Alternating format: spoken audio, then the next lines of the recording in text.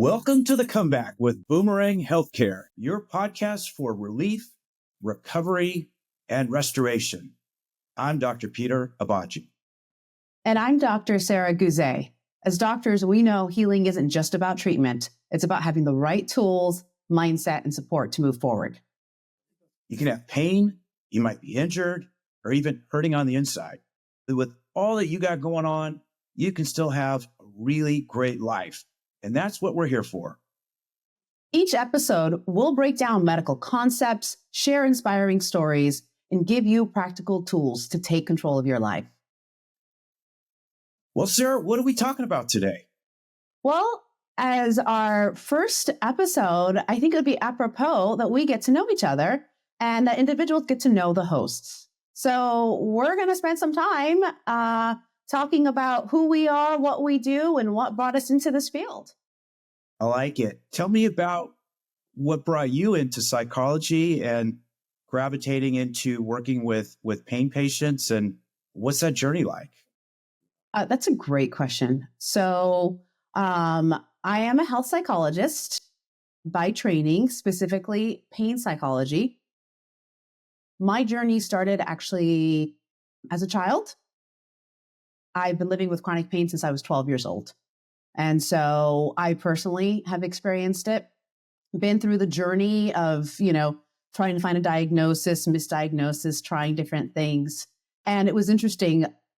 In high school, thought I was going to be, a physician, and I would go into medical school, and I was pre-med, and I kept getting pulled into psychology and psychiatrists, thinking the mind is so fascinating and understanding what makes us tick, so to speak. And so when I got into college, I discovered that chemistry is just not my cup of tea. There's a lot of chemistry in med school. So that quickly... It wasn't mine either. Don't feel bad. I just got into, you are much braver than I am. I just was like, nope, we're done. But I'm loving these psychology courses. And so... Was there like a person, a mentor in like high school or college that kind of tipped you into psychology, or somebody who inspired you? So actually, yeah. So my uncle is a psychiatrist. Okay.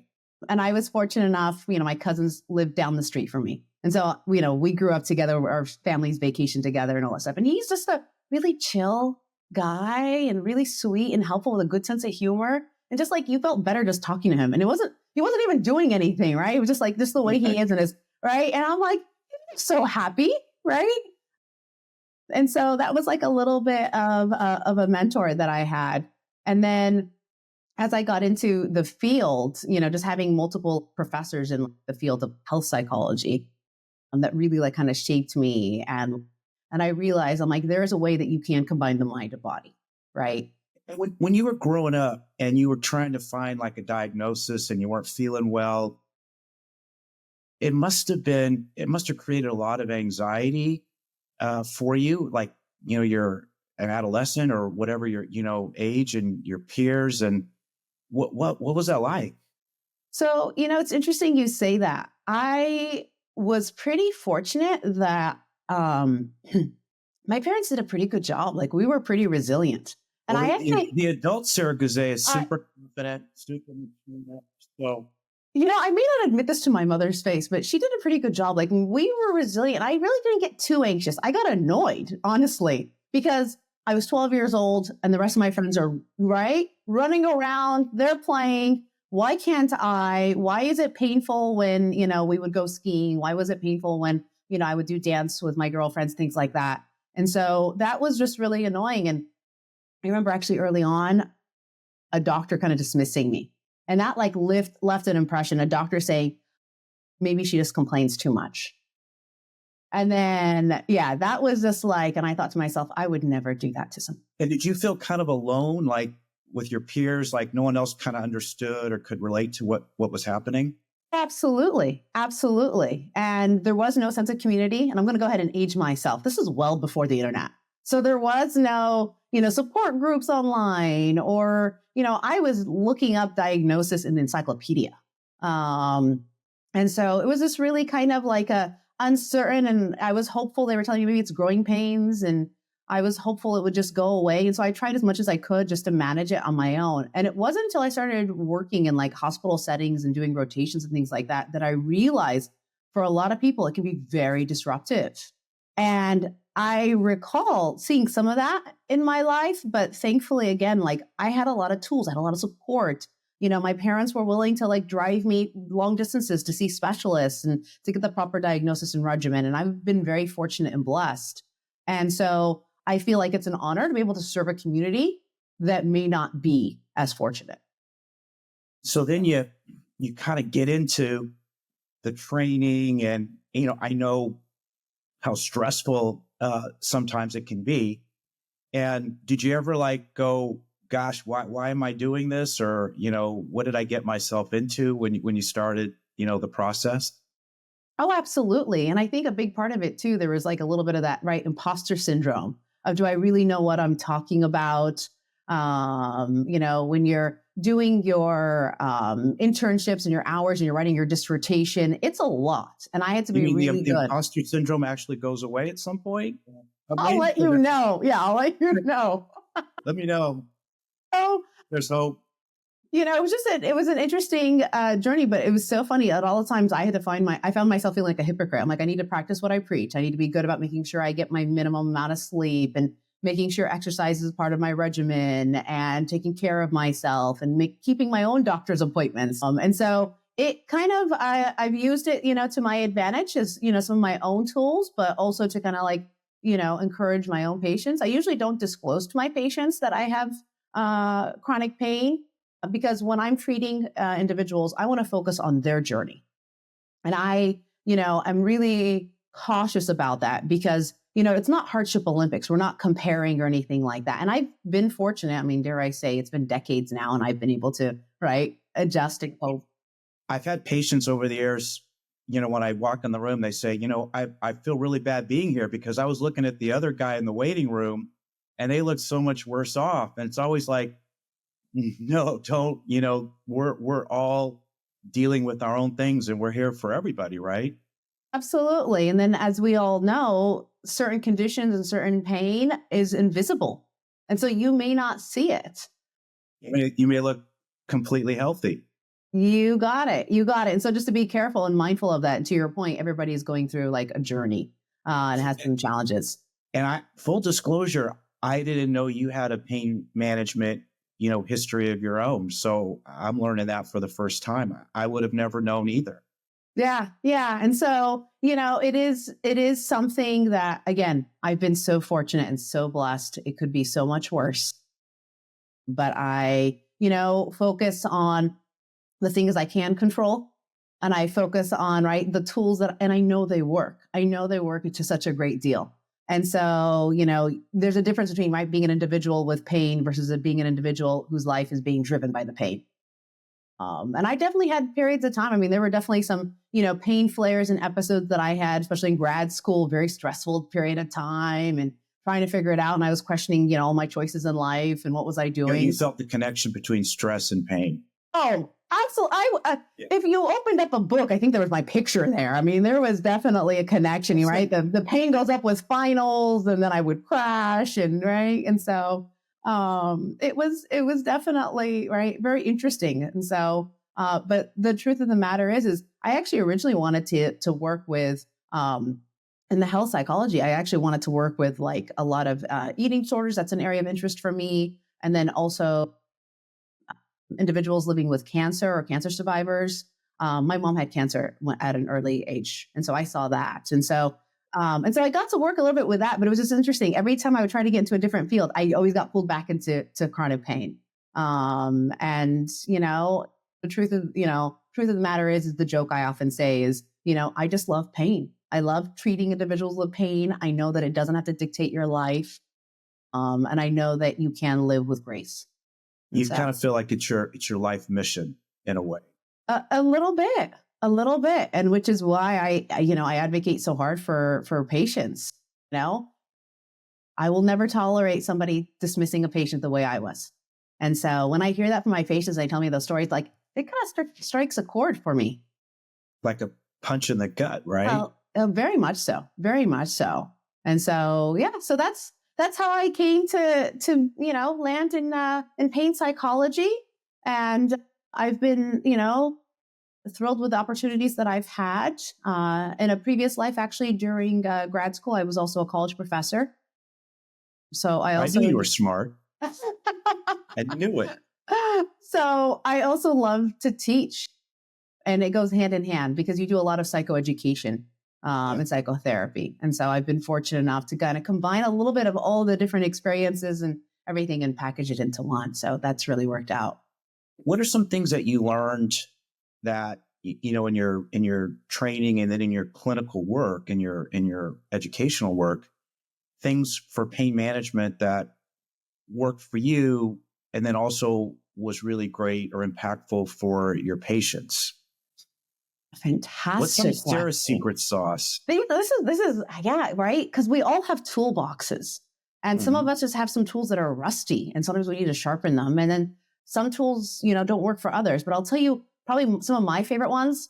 One was just learning how to pace. That was a hard one for me because I wanted to keep up with my peers. I wanted to be able to take a full load of classes and then go running 3 miles that night and sleep a couple hours and be able to write a paper and be fine academically. And, quickly realizing that wasn't sustainable. I kept getting sick and things like that. So I quickly early on realized I have to find how to pace my activity so that the rest of my body can keep up and I don't have these, flares that knock me out for like days and weeks. I think pacing is a really important tool for our pain patients to get their arms around, especially people who are maybe more type A or highly motivated or charged, want to get a lot of things done, or just have a lot of people depending on them, for everything, the moms and caregivers and fathers and, all the people who are doing so much for everybody else. It can get overwhelming and it can lead to a lot of flare ups, which when that happens, it takes us down. And then we actually become less productive because we tried to do too much. And learning the kind of fine art of pacing is super important. And you kind of got that for yourself. And now I imagine are able to kind of coach your patients and people who are training under you how to help people kind of get there, right? Absolutely. Absolutely. And, sometimes we have to experience something to truly realize how critical and how important it is. And like I said, I try not to be a hypocrite. And I try to put those into action. But shifting gears a little bit, I'd be curious to hear what brought you into pain medicine. Holy moly. Well, so you're gonna laugh, but when I went to med school, I didn't really have a concrete plan of what I was going to do. And I had a really good friend in my class whose mother worked for the anesthesia department. She was kind of a lead administrator. And my friend and I used to hang out a lot. We used to play basketball together. We used to lift weights together. We used to go to football games together. And he kept kind of pulling me into an anesthesia career as a great way to go. And I kind of realized that it really, what grabbed me was being able to walk in a room, deliver medications, do things, and make everybody feel no pain, right? And I got like supercharged by that. And so I ended up doing my anesthesia residency at USC with my buddy. And the more I got into it, the more I got into, hey, this person's gonna wake up painless. And that became like my thing. And I started to get a little cocky about that and think, wow, look what I can do. And then at that time, there was a brand new specialty called pain management. And so I did like a senior sort of rotation elective in it. And I started learning where I could walk in the room, I could do a procedure on somebody, and it instantaneously, this pain would go away. And I was like, wow, look at me. How cool is that? That I can just make people's pain go away. So I'm like, I want to do this. So I applied for fellowships, and I was very fortunate that I got to go to a great place at UCSF. and started to do my training. And what I came to realize as I started to follow patients for more than like 5 minutes, and when you start to follow people for months and years over time, that what really you're not really Mr. Magic, and you're not really helping people when you make them feel nothing for a few minutes, but it's really when you dive deep into their lives and you try to create meaningful, lasting, and powerful changes in their lives. When you figure out how to help people do that, then you're really doing your job. Then you're worth your paycheck. And so I had to kind of go through that process. So I went into medicine not wanting to do chronic disease, and I came out of it doing chronic disease management every day. And it was a blessing. And it's interesting when you were talking about your pain. I also had a couple of episodes in my that came later after I was already established in my career that really impacted my trajectory, and how I understand the person in the shoes that I'm working with.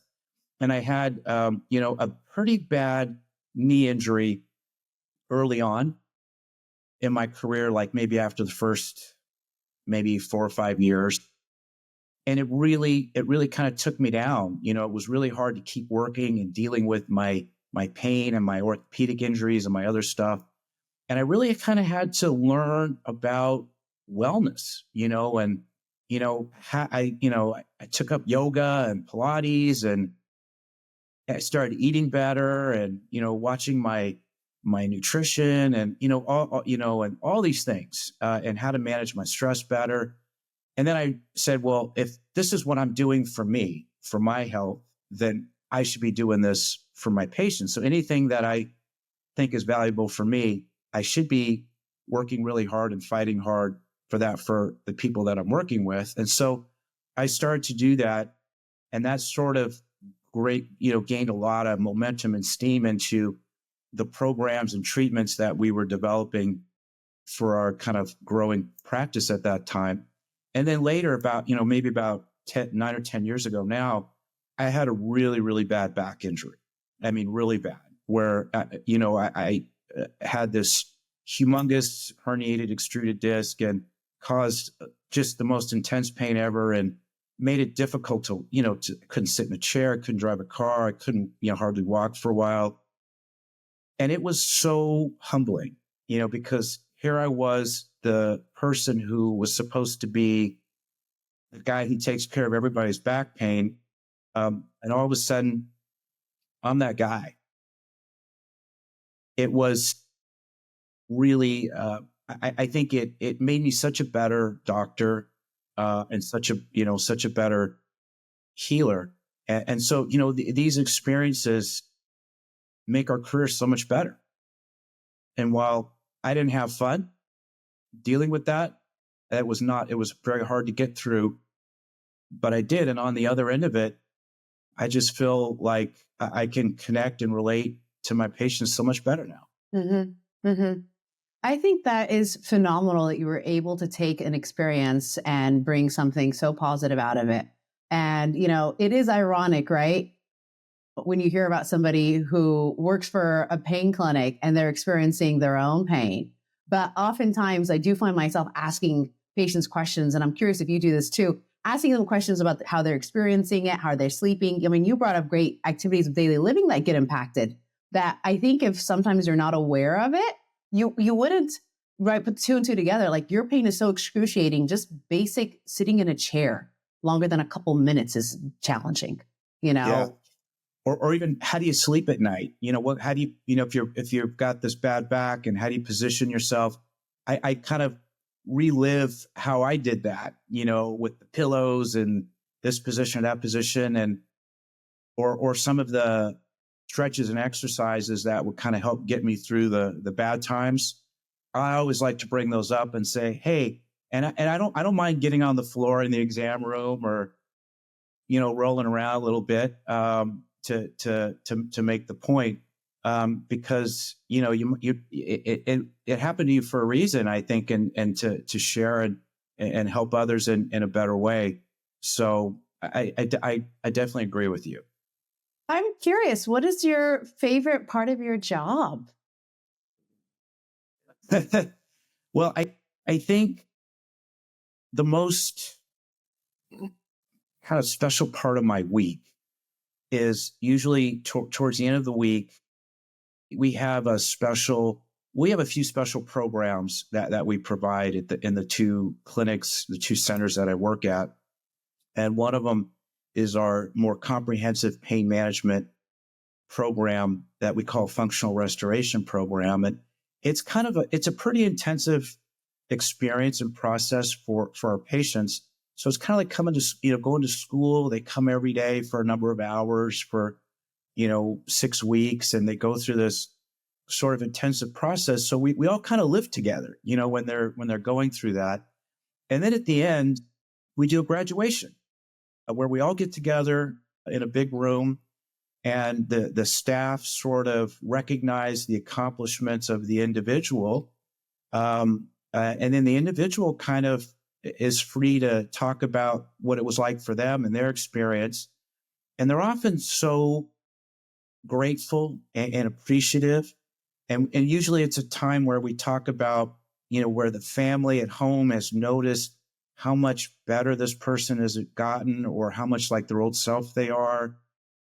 And so this sort of life changing recognition that happens is that fills my cup, quite a bit.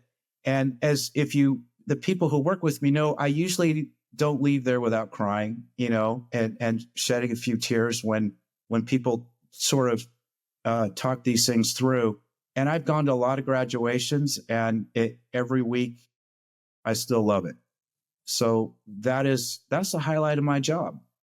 That's phenomenal. That is absolutely phenomenal. And I think it's rewarding to your soul, right? There's jobs that we do so we can pay our mortgage. And then there's things that you do that truly fulfill you. And I think when you are able to see, and you see it for that patient, it to connect and for them to say their story and to see all their growth, and they can see their own improvement, and they have hope again for their right next chapter. It is so rewarding. Yeah. I have like 5 key sort of parameters that I think are kind of essential to a patient's pain management strategy. Okay. When 5. I'm holding you to them. Go on. hold me to a 5. So I thought maybe I give you my 5, and I think from a psychology perspective, you could probably add a little bit more depth to some of it than I could. And so the first one for me is mobility. I think that the quality of our lives is sort of inextricably tied to how well we can get around. Can we walk? Can we move? Can we get out of the chair? Can we get out of bed? Can we go to the grocery store? Can we drive a car? Can we take public transportation? The more mobile you are, the more your world opens up to you. And so I think, for patients who are working through their injuries or challenges, their health challenges, their pain management problems, remembering that things that they can do to increase their ability to get around is going to be hugely valuable. That's number one. Number two is interaction.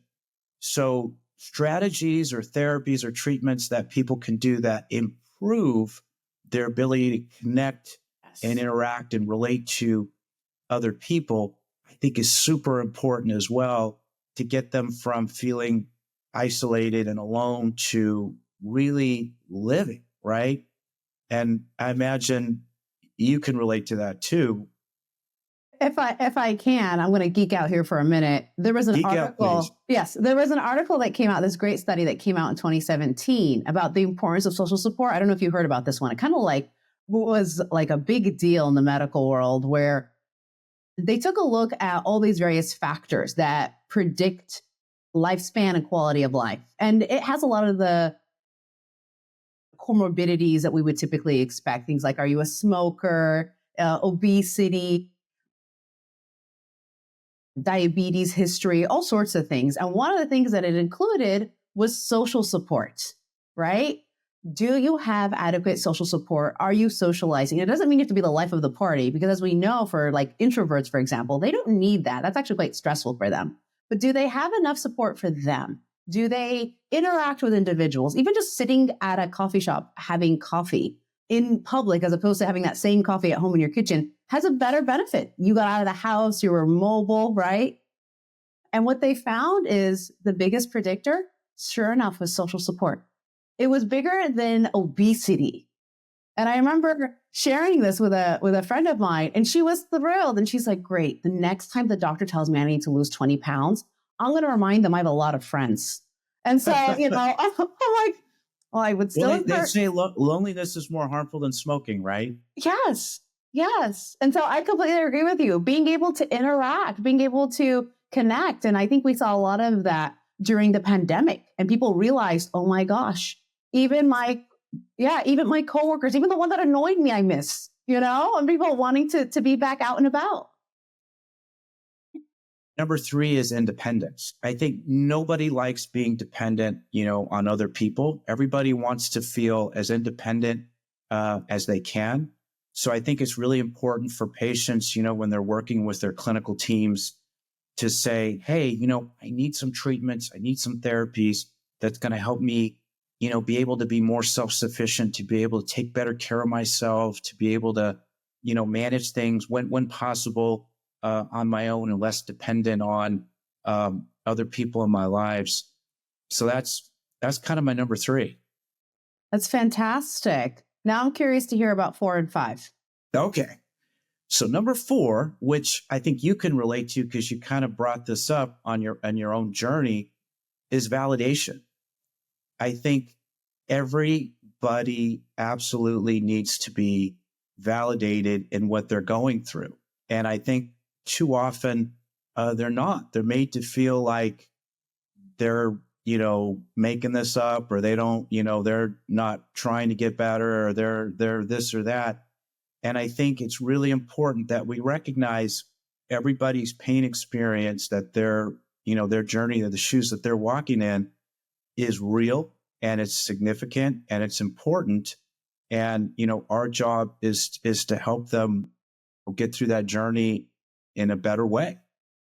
So I always make a point of trying to make sure the first time I meet a new patient that they feel validated in what they're going through, because so many times they feel so misunderstood and so isolated and so alone. Absolutely. And I think if you give a patient an opportunity to tell their story, they will, right? They're eager for someone to hear their story, what they've gone through, what it's like living in that body that is causing them pain, and for them to connect with an individual. And it's so interesting because we know once we connect with a patient, we've got some good rapport with them. They're going to be much more inclined to be willing to try, right, the stretches that you're trying to demonstrate or the interventions you're recommending. In my case, I give out a lot of like homework. My patients are more likely to go try meditation or take a class. And so I think it's so important to make sure that they're heard. But I'm going to point out that also goes hand in hand again with being able to interact in that social support, because now they feel like they have it from their medical provider as well.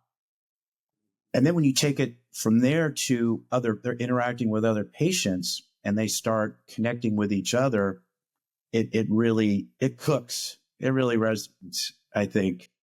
Absolutely. And it's so nice when they don't feel so isolated, because pain can be an isolating experience, right? Not only because when you're in pain, you're probably not going out and about and socializing a great deal. A lot of people's reaction, kind of like a wounded animal, is to retreat, to go into their room, to isolate. If I have a migraine, I'm not hanging out in the playroom with the twins. Like, that's way too much stimulus for me. So I'm going to be hiding in my room, dark, right? I want to be left alone. Now, imagine somebody doing this chronically, right? And now they're isolating. And so physically it's isolating, and then emotionally it's isolating, where they don't feel like others can understand them. So you segue perfectly into my number 5. It's almost like you set me up, but you didn't. That's hysterical. Go on. Yeah. No, thank you for that. Number 5 is love. That is the most important thing in life. And so it should be the most important thing that we focus on with our patients, I believe, and what patients should focus on with what they get out of their healthcare and their pain management strategies or treatments. And I think one of the true casualties or potential casualties of having pain and a life with pain is having love stripped away, and in so many ways, like you mentioned, just wanting to isolate, not, the social connectivity, when that breaks down and you have a hard time communicating with your family or your spouse, you start to get disconnected. And I talked about the importance of mobility. When you can't go places, you can't connect. If you can't go to work, we have so much of our, interactions socially, maybe for some people happen in the workplace. And so there's so many things that happen when you're in pain and you can't get out or get around, or you don't want to, or you don't feel like are, motivated to do so inside. Helping a person build all those tools back up so that they can, love again. And I think, it's a two-way thing. We all need to be loved. We all need to feel that. But I think also to be truly fulfilled in our lives, we also need to be able to express love towards others. And I think when we're able to do that, we're at our best play. We're our best selves, our best versions of ourselves. And so anything that we can do to help our patients get to that place, that's the home run, I think, in what we do. Absolutely. I think you bring a great point, and it can be hard, right? To be in a relationship, be present in friendships, family dynamics, being emotionally present when you socialize with people at work. I often get a lot of individuals in pain telling me my personality has changed. And oftentimes what comes up is they're so busy processing, right, pain and sleep deprivation, and maybe they're agitated and they're finding themselves not being as patient or as receptive, or also struggling to ask for, an increase in connection from, right, their partner, their friends, their family. And so I would agree with you, because once individuals tend to have that, right, as we know from all the research of the importance of love and connection and social support, and it is so pivotal. We are social beings and we need that. I think you brought up a great topic for a future episode too, is the personality side of it, right? What happens in what parts of the brain, and how things get remodeled in a way that we start to lose the connection of who we were, and what things or strategies can we do to kind of bring that back, to bring that person back. That will be a good future episode, I think, for us, because I think people are really interested in that. I completely would agree with you. It's such an important component. And I think so often individuals are so focused on their diagnosis and the medications and their, MRIs, that they may not be taking a look at what are the other components of my life being impacted. And so it sounds like you've had quite the journey there, Pete. I am curious, if you weren't a pain provider, what would you do for a living? Well, that's a great question. So I think I had this sort of dichotomy growing up where I was a good artist. I was maybe a little creative. And so I would enjoy doing projects and things maybe on my own. But my dad was a pretty hardcore immigrant, and he was like, "That's not going to put food on your table. You're not doing that." And so we had a bit of a back and forth. And so I think, but I was super interested in health and sports and nutrition and things like that as well.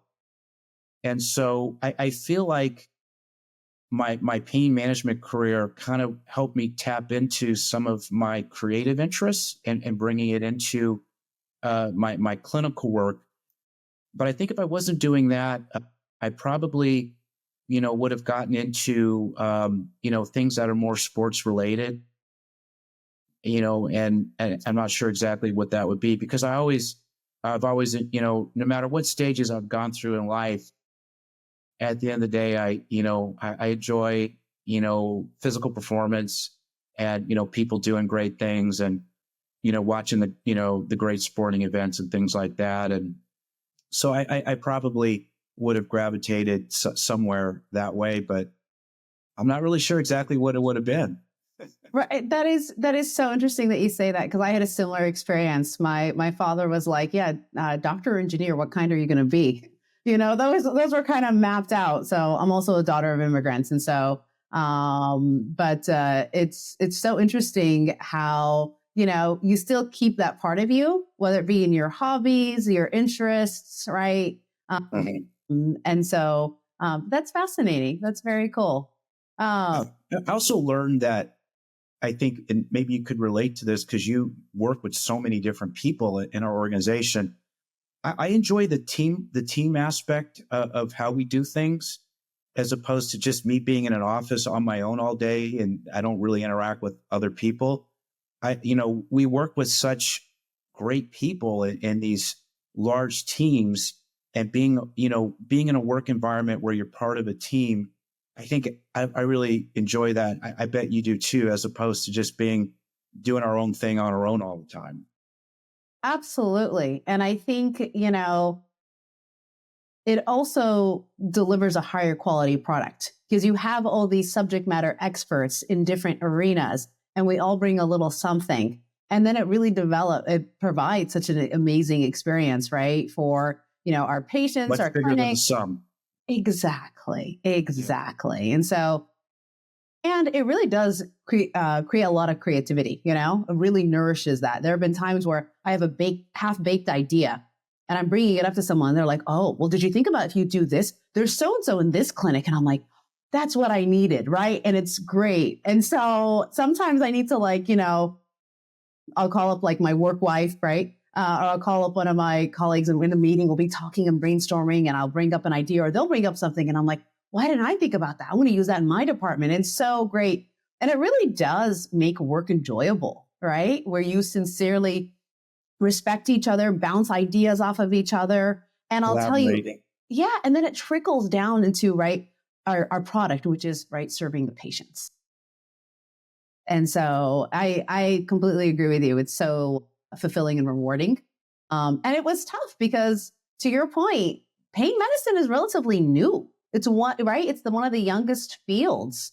And I know growing up, of all the specialists they sent me to, a pain doctor was never one of them. There wasn't such a thing. And the funny thing is, I have an uncle who's an anesthesiologist, and that was just not even heard of. It was more of, to your point, surgery. They wake up, they're not in pain, right? And We're then done. now yeah, and that's it. We're done. Exactly. Next.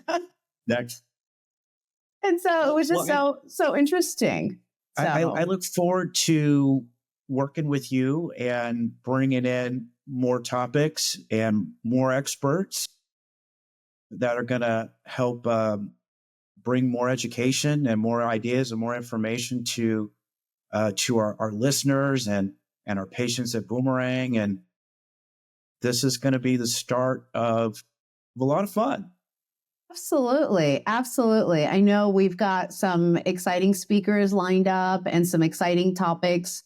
And, it's not just focus on chronic pain, but also just overall health and wellness, right? There's so much information out there that sometimes we have to kind of like filter it a little bit and demystify it and see, should we, right, be doing XYZ? What interventions are indeed best? And again, sharpen those tools in our toolbox so that we can live a higher quality of life, regardless of whether or not you're carrying pain.